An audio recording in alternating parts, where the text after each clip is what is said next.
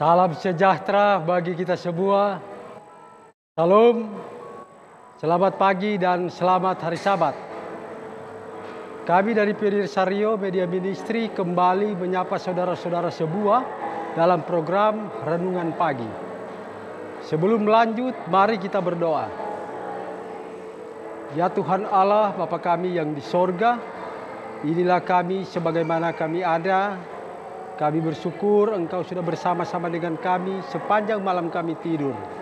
Dan kami bangun di pagi hari Sabat Tuhan yang kudus ini dalam keadaan tubuh yang sehat, segar, tidak kurang suatu apa. Ya Tuhan, sebelum kami akan beribadah, berbakti, menyembah Engkau, kami akan membacakan renungan firman Tuhan. Kiranya Tuhan tolong Roh Kudus menuntun kami agar firman Tuhan itu bisa menjamah hati dan pikiran kami masing-masing.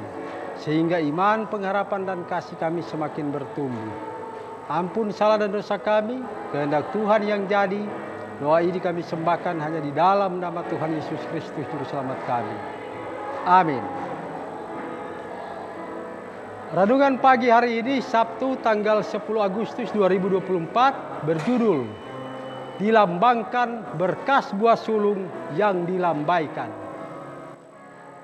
Ayat tema terdapat di dalam 1 Korintus 15 ayatnya yang ke-23. Bunyinya demikian. Tetapi tiap-tiap orang menurut urutannya, Kristus sebagai buah sulung, sesudah itu mereka yang menjadi miliknya pada waktu kedatangannya. Saudaraku, mari kita ikuti bacaan renungan pagi hari ini. Pada musim panas tahun 1844, yaitu pertengahan antara musim panas dan musim gugur, pada tahun itu juga, waktu yang diperkirakan sebelumnya nubuatan 2300 hari akhir, yang kemudian diketahui diperpanjang, pekabaran itu disiarkan dalam kata-kata kitab suci, mempelai datang, song-songlah dia. Yang menuntun kepada pergerakan ini ialah karena ditemukan bahwa dekret Artasasta mengenai pembangunan kembali Yerusalem yang menjadi permulaan masa 2300 hari itu mulai berlaku pada musim gugur tahun 457 SM. Dan bukan pada permulaan tahun sebagaimana dipercayai sebelumnya. Dengan menghitung mulai dari musim gugur 457 SM yang 2300 tahun, hari itu akan berakhir pada musim gugur tahun 1844. Saudaraku, penyembelihan domba Paskah adalah sebuah bayangan dari kematian Kristus.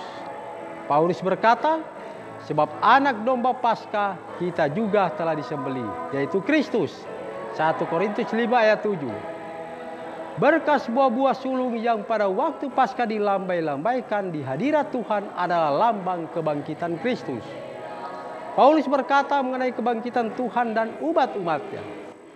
Kristus sebagai buah sulung, sesudah itu mereka yang menjadi miliknya pada waktu kedatangannya. 1 Korintus 15 ayat 23. Seperti berkas-berkas yang dilambaikan itu, yaitu buah-buah yang pertama masak yang dikumpulkan sebelum musim menuai. Kristuslah buah sulung dari penuaian kekal, umat tebusan yang pada kedatangannya kelak akan dikumpulkan ke dalam lumbung Tuhan. Saudaraku, lambang-lambang ini sudah digenapi, bukan saja peristiwanya tetapi juga waktunya. Pada hari ke-14 bulan yang pertama orang Yahudi, pada hari dan bulan di mana selama 15 abad lamanya domba Paskah disembelih. Kristus setelah memakan Paskah bersama murid-muridnya, memulaikan pesta yang memperingati kematiannya sendiri sebagai anak domba Allah yang mengangkut dosa isi dunia ini. Pada malam itu juga ia telah ditangkap oleh tangan-tangan jahat untuk disalibkan dan dibunuh. Dan sebagai yang dilambangkan berkas buah sulung yang dilambaikan. Itu Tuhan kita telah dibangkitkan dari kematian pada hari yang ketiga sebagai yang sulung dari orang-orang yang telah meninggal.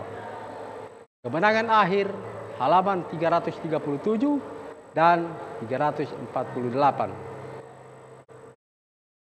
Renungkan lebih dalam, ketika mempelajari nubuatan, bagaimanakah saya dapat menghindari kekeliruan sungguh-sungguh seperti pengalaman para pionir Advent yang secara keliru percaya bahwa Yesus akan datang kembali pada tanggal 22 Oktober 1844.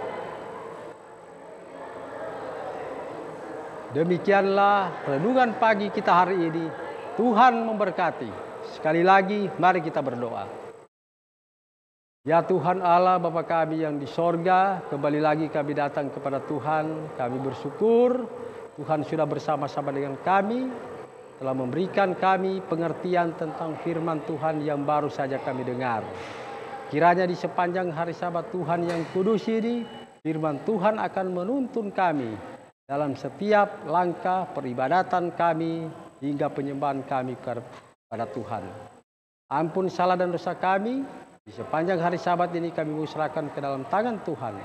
Di dalam nama Tuhan Yesus Kristus kami sembahkan doa ini. Amin.